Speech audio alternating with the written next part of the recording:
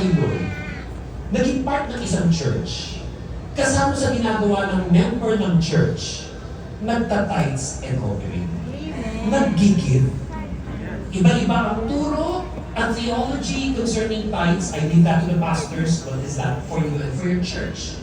But what is consistent to any church is that hindi pwede na yung mga nagsuserve, hindi give. Minsan nagkakaroon tayo sa church, grabe kong mag-suggestion. Grabe pa minsan mag-criticize. Tapos pag dumadating, ang gaganda ng mga bag. Branded lahat. Kaya iniisip lagi, siguro malaki sa akin dito.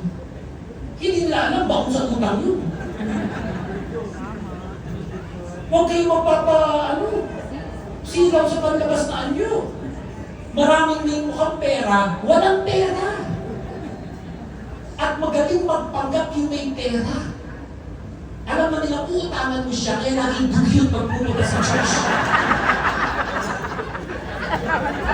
Sa bahay pala, nag-usap na sila ng asawa niya, wala ito susugin mo. Kasi nandun sa church natin. Minsan, Pastor Joey, may